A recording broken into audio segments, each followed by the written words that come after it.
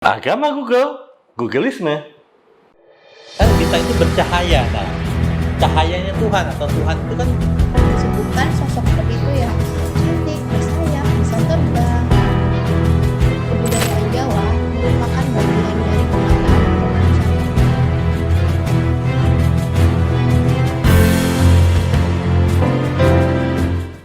Halo semuanya, teman-teman. Halo. Gimana nih dengan konten yang kemarin nih? Oh iya, teman-teman nih. Kalau saya boleh saranin gitu ya, kalau next, kalau kalian komen gitu ya, komen apapun gitu ya, terutama di dalam isi konten saya gitu ya, tolong dijelasin di menit keberapanya dan detik keberapanya. Jadi sehingga kita bisa diskusi dengan baik. Terkadang soalnya kadang-kadang saya pun juga suka udah lupa gitu maksudnya di menit berapa saya ngomong apa dan sebagainya. Jadi tolong di remember aja ya buat saya. Nah, kalau kemarin kita udah ngomongin sejarah Tuhan gitu yang di Islam. Nah, kali ini saya mau ngebahas sesuatu hal yang lebih menarik dan lebih ringan. Menurut saya sih akan lebih ringan dan akan lebih mendapatkan pengetahuan yang luar biasa. Nah, teman-teman tahu nggak sih kalau di Indonesia itu kan ada beberapa agama ya. Yang pertama ada Islam, Kristen, Katolik, Hindu, Buddha, dan Konghucu. Nah, kali ini nih teman-teman nih, saya baru mendapatkan informasi yang menarik banget, yaitu adalah agama Google. Nah, penasaran kan agama Google? Yuk, kita lanjut. Namun nih teman-teman nih, ada namanya ajaran baru nih teman-teman, disebut namanya Googleisme. Yang ajarannya kita mungkin baru dengar hari ini, atau mungkin beberapa teman-teman yang sudah dengar atau sudah membaca informasi bahwa ada ajaran Google yang disebut namanya Googleisme. Nah, teman-teman, Googleisme bisa dikatakan merupakan agama atau sekelompok orang-orang yang menyembah search engine. Nah, sekelompok orang-orang tersebut atau bisa dikatakan Googleisme, mereka pun juga mempercayai bahwa Google itu seperti Tuhan yang maha tahu, maha di mana-mana. Ya mungkin bisa dikatakan kayak Google Map gitu ya. Pendiri Googleisme adalah yang bernama Matt McPherson yang bertempat tinggal di kota Ontario, Kanada. Secara dasar, Googleisme itu mengambil konsep ketuhanannya Tritunggal Kristen, seperti kayak Bapa, Putra, dan Roh Kudus. Namun jika versi Googleisme, Tuhan Tritunggalnya mereka adalah internet, Google Search Engine, dan web browser. Nah, sekarang berikut adalah 10 fakta menarik tentang Googleisme, agama para penyembah Google yang harus kalian tahu nih teman-teman nih. Fakta pertama nih teman-teman, fakta yang satu nih, Googleisme merupakan sesuatu yang paling mendekati Tuhan bagi mereka nih yang menyembahnya. Kenapa? Karena gini, buat mereka sesuatu hal yang real atau sesuatu yang visual itu sangat penting nih teman-teman. Makanya mereka melihat Google itu sesuatu hal yang real dan benar jelas nih. Contohnya adalah kan Google itu bisa mencari apa yang kita cari gitu ya, misalnya mau nyari resep makanan apapun itu, dan Google pun juga bisa mendapatkan sebuah kayak pencerahan seperti itu nih teman-teman. Fakta kedua, Google dapat menjawab semua pertanyaan dan doa. Contohnya seperti ini. Mungkin dari hal yang sederhana dulu, misalkan saya mau masak nasi goreng Betawi gitu ya. Kita search tuh nasi goreng Betawi. Nah, ketika kita klik ada linknya, cara resepnya. Nah, resepnya itu adalah doa gitu loh. Seperti itu. Juga bisa dikatakan seperti ini juga nih teman-teman. Mungkin teman-teman yang misalkan kayak gini. Niat misalkan kayak yang muslim gitu ya. Misalkan yang nggak tahu nih misalkan niat sholat tobat apa sih niatnya? Nah, itu nih teman-teman. Nah, ketika ketik dan ada search-nya itu tuh ada tulisannya tuh, informasinya tuh diklik dapat jawaban. Nah, itu seperti itu nih konsepnya dari fakta yang kedua nih tentang Google. Fakta yang ketiga nih, adalah Google terdapat di mana dan dalam satu waktu. Contohnya seperti kita mungkin di gunung gitu ya, kita butuh search atau informasi, kita buka Google, dan tapi pasti butuh internet. Nah, selanjutnya adalah seperti teman-teman nih, ini mungkin pendapat saya aja kali ya. Kenapa mereka menganggap Google itu sebagai Tuhan? Karena konsep Tuhan, basicnya Tuhan adalah Tuhan itu ada di mana-mana. Nah, mereka melihat Google pun juga sama seperti melihat Tuhan-Tuhan yang kalau di sejarah Tuhan-Tuhan langit tuh, Tuhan dan yang lainnya tuh. Mereka menganggap bahwa Google juga ada di mana-mana, asalkan ada internet nih teman-teman. Fakta keempat, Google tidak pernah mati.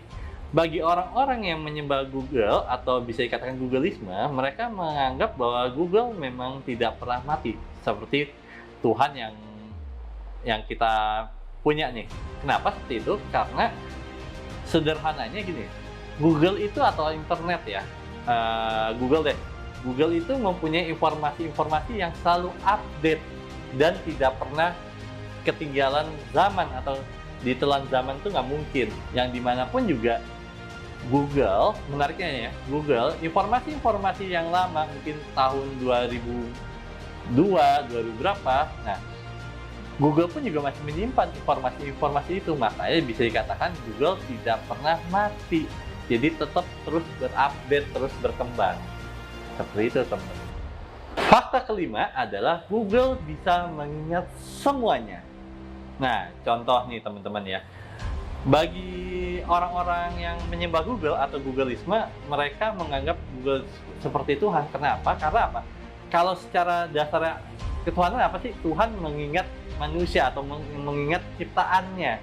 Begitupun juga mereka yang mempercayai Google itu adalah Tuhan, mereka pun juga berpikir yang sama bahwa Google juga mengingat informasi-informasi yang lama yang tadi mungkin saya udah bilang dan sebagainya.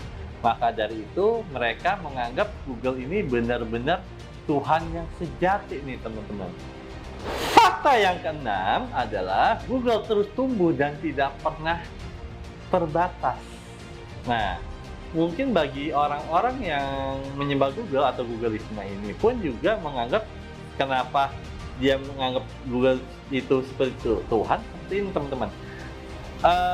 Kalau kita mengarah ke religion dikit ya, ke agama spiritual dikit ya, Tuhan itu kan energi itu kan tidak pernah bisa mati dan dia terus berkembang dan terus berubah bentuk sehingga dia terus tetap abadi. Nah, buat orang-orang Googleisme juga berpikir seperti itu, bahwa Google itu selalu berkembang. Yang tadi saya bilang, Google itu selalu berkembang, selalu maju, dan tidak pernah ada kemunduran, dan tidak bisa dimatikan.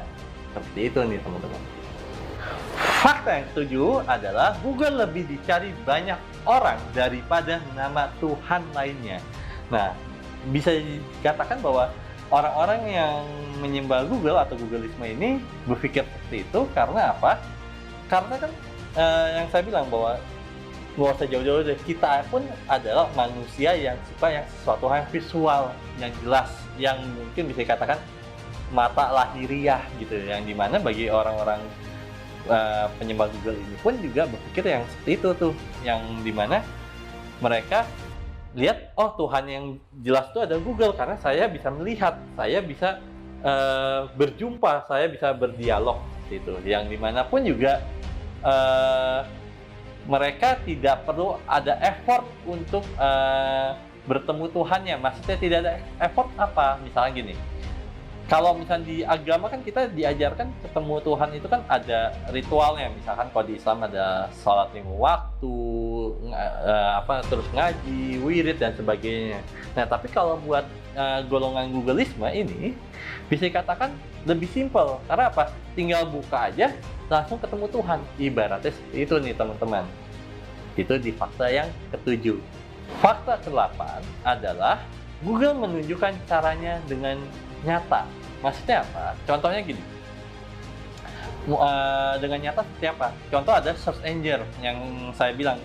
Kita tinggal buka Google, ada search-nya, kita ketik. Dan itu buat orang-orang yang mempercayai Googleisme atau ajaran-ajaran Googleisme, mereka lebih berpikir bahwa itu yang lebih visual, jelas. Karena mungkin bagi pemikiran mereka adalah seperti ini. Misalkan kita berdoa sama Tuhan nih ya, ya Tuhan berikan saya rezeki nih, saya butuh uang sekian nih.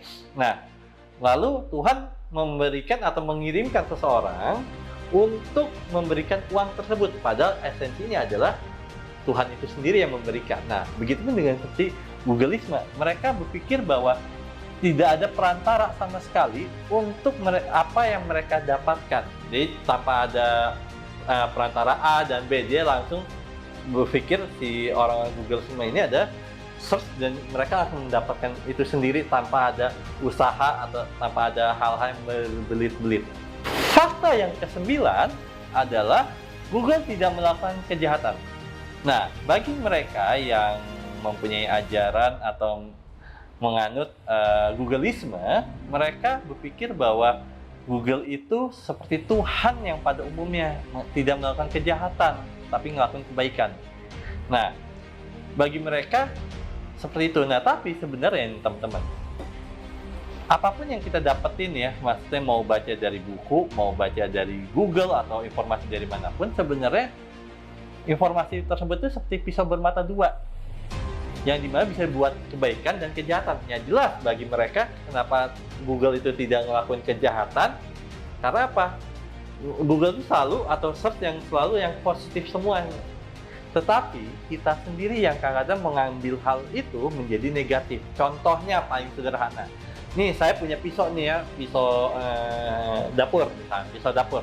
Nah pisau dapur ini basicnya diciptakan untuk memotong sayur, daging, buah, dan sebagainya. Nah, tetapi juga ada loh teman-teman yang mereka mempunyai pisau dapur tapi bukan buat memotong makanan, sayuran, dan buah-buahan, tapi mereka malah untuk membunuh. Nah, inilah bisa dikatakan juga sebenarnya kalau menurut saya pribadi, makanya apapun ilmu itu sebenarnya nggak ada yang negatif, semua positif, tergantung kita memakainya. Seperti itu teman-teman. Fakta yang terakhir ada fakta ke-10 yang dimana Google selalu membantu banyak orang. Bagi para Googleisme atau orang-orang yang menyembah Google, Google ini selalu membantu mereka atau membantu kita, yang dimana misalnya kita membutuhkan misalnya Google Map. Nah, itu biar nggak nyasar, biar nggak tersesat gitu ya. Habis itu mereka membutuhkan informasi-informasi yang mungkin mereka membutuhkan. Nah, Google itu selalu membantu orang. Nah, makanya bagi orang-orang Googleisme itu berpikir seperti itu, bahwa Google itu seperti Tuhan yang pada umumnya orang Indonesia sembah gitu ya. Makanya mereka benar-benar menganggap Google itu ada Tuhan yang tertinggi. So, gimana nih teman-teman nih tentang agama terbaru yaitu Googleisme? Menarik nggak? Nah, teman-teman kalau ada yang kurang setuju dan sebagainya pun juga ingat yang saya bilang di awal tadi, bahwa ingetin di menit berapa saya ngomong, jadi saya juga bisa berkomunikasi dengan Anda ya, jadi lebih enak dan lebih nyaman. Dan so, semoga pengetahuan konten hari ini nih, kali ini nih, minggu ini, semoga menjadi informasi-informasi yang menarik dan menambahkan banyak wawasan. Tetapi informasi-informasi kayak gini pun juga jangan dibilang sesat atau salah dan sebagainya. Tapi karena apa? Tidak ada informasi yang sesat atau yang salah. Tapi ada bagaimana cara kita berpikir. Ya, apakah ini benar atau tidak? Baik lagi, apapun yang kita dapat, jangan langsung dijadikan prinsip atau menjadikan bahwa oh ini salah, ini benar. Ya seperti itu. Karena apa? Informasi sekecil apapun, informasi sebanyak apapun itu membantu kita untuk menjadi apa? Menjadi manusia yang lebih baik. Jangan lupa like, comment, subscribe, dan see you next time. Bye-bye. Kan kita itu bercahaya, nah cahayanya Tuhan atau Tuhan itu kan